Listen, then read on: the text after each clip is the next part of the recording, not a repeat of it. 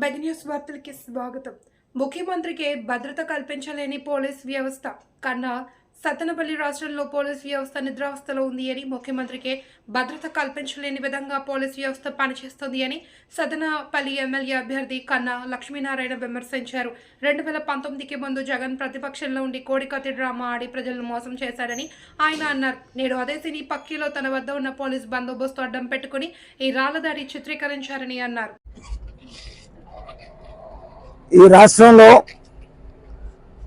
2018కి ముందు సంఘటనలు మళ్ళీ ఎన్నికలకు ముందు పునరావృతం అవుతుంటాం.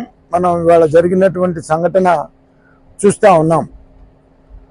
2019కి ముందు ప్రతిపక్షంలో ఉన్నాడు కాబట్టి కోడికత్తి కేసు కానీ బాబాయ్ హత్య కానీ ప్రజల్ని నమ్మించారు నాటకం ఆడి.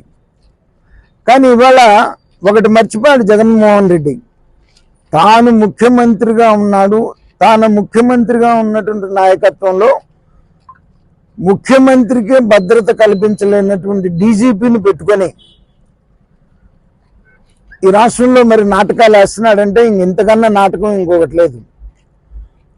ముఖ్యమంత్రికి చిత్తశుద్ధి ఉంటే డీజీపీని సస్పెండ్ చేసి వెంటనే నిష్పక్షపాతంగా ఎంక్వైరీ చేసి ఎవరైతే ముఖ్యమంత్రి మీద రాయి వేశారో వాళ్ళని పట్టుకొని కోడికత్తి కేసులో ఏ రకంగా అయితే ఒక అమాయకుడు బలైపోయాడో అట్లా మళ్ళీ అమాయకుల్ని బలి చేయకుండా నిజంగా భద్రతా లోపం వల్ల జరిగినటువంటి భద్రతా లోపం కూడా కాదు, భద్రత కల్పించలేనటువంటి ప్రభుత్వం, ముఖ్యమంత్రికే భద్రత లేనటువంటి ప్రభుత్వంలో మరి ముఖ్యమంత్రిగా ఎందుకుంటున్నాడో నాకైతే అర్థం కావట్లా.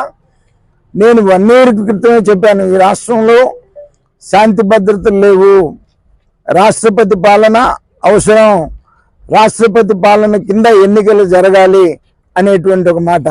మరి వాళ్ళ ముఖ్యమంత్రి కనుక ఏమాత్రం చిత్తశుద్ధి ఉన్నా వెంటనే డీజీపీని సస్పెండ్ చేసి సమర్థుడైనటువంటి డీజీపీని వేసి ఎంక్వైరీ చేసి తన మీద రాయేసినటువంటి వాడి మీద పట్టుకొని శిక్షించాల్సిందిగా మేము డిమాండ్ చేస్తున్నాం.